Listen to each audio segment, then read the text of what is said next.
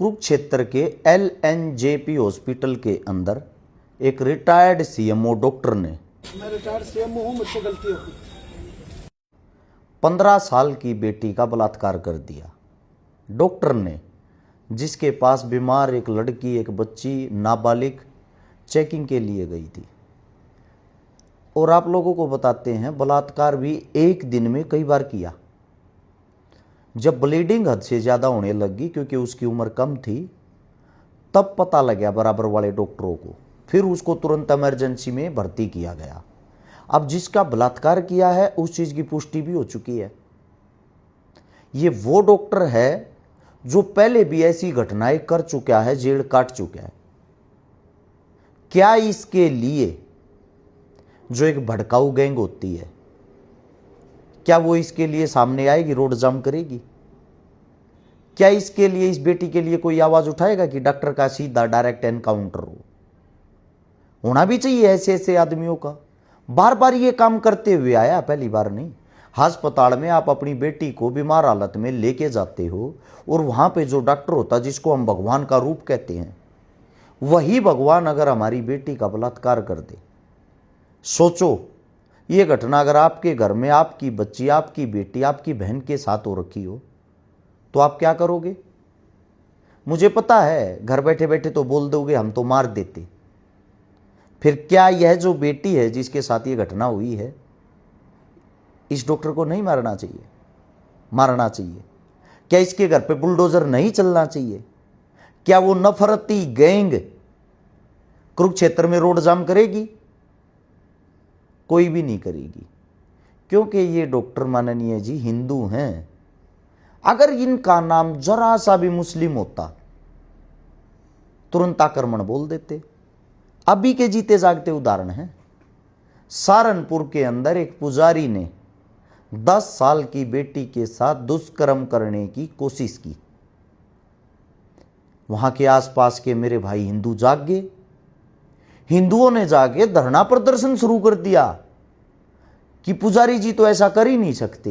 अवगत कराना है कि 22 मई को जनपद सहारनपुर के थाना कोतवाली देहात पर एक वाली द्वारा तहरीर दी गई कि उसकी नाबालिग पुत्री के साथ मंदिर में पुजारी द्वारा छेड़छाड़ की गई है।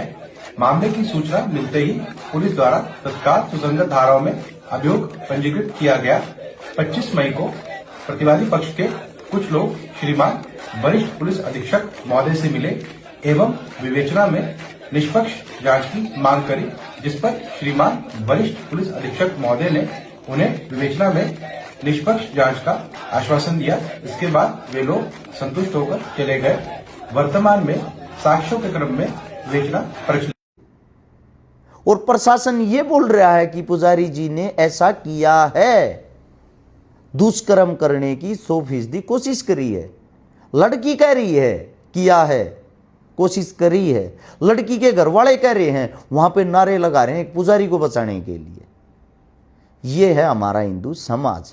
अगर वही उस पुजारी की जगह कोई मौलवी होता, अब तक पूरे सहारनपुर के अंदर आग लगी चुकी होती, बुलडोजर चल चुका होता, एनकाउंटर हो चुका होता। सेम ऐसे ही नकुल गुज्जर नाम का जो एक मेरठ का लड़का अपने आप को हिंदू धर्म का रक्षक बताता है, उसने अपनी ही हिंदू बहन को जिसान और सावेज के पास भेज दिया कि बहन तू पहले तो जाके इनको अपना शिकार बना, फिर अपने साथ सब कुछ करवा, और जैसे ही तेरे साथ सब कुछ करेंगे फिर मैं इन पे दबाव बनाऊंगा लव जिहाद का।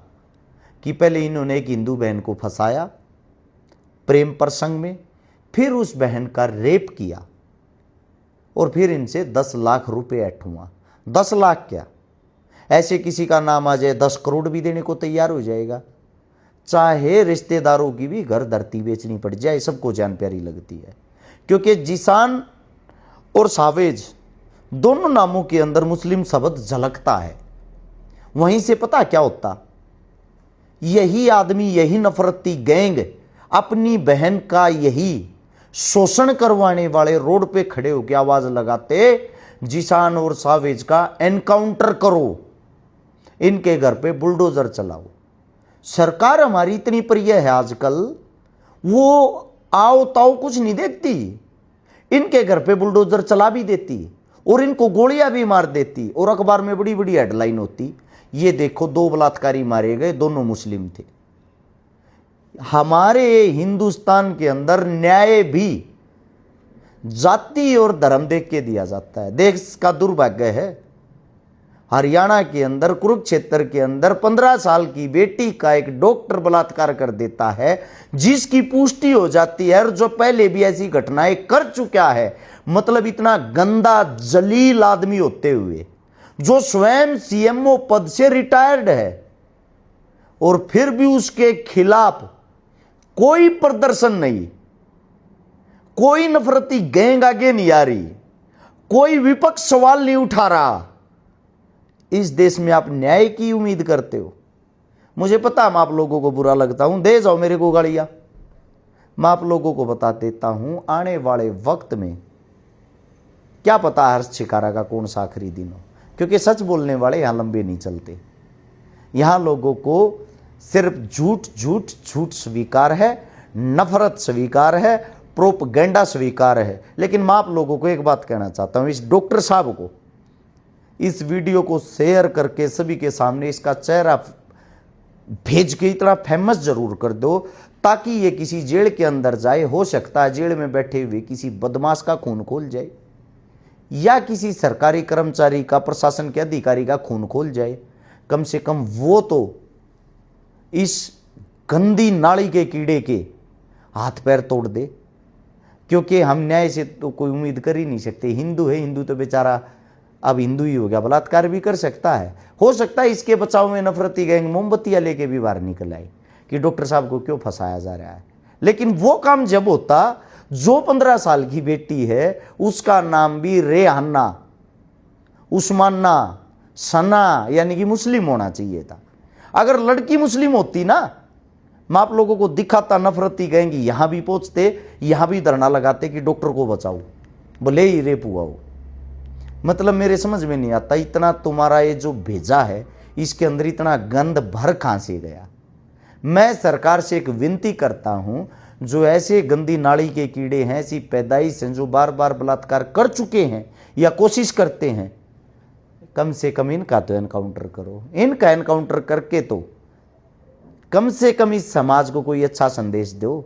मैं वो हर्ष शिकारा हूं, 2019 में दिल्ली जंतर मंतर पे 57 आंदोलन किए थे। उस 57 आंदोलनों में से 7 आंदोलन पोक्सो एक्ट को लेके ही किए थे कि इसके अंदर संशोधन होना चाहिए, और वो संशोधन 2019 में हमारे कारण ही हुआ था, जिसके अंदर ये प्रावधान आया था कि जो पोक्सो एक्ट के तहत मुकदमा दर्ज होगा उसमें डायरेक्ट फांसी हो, कोई सुनवाई ना हो।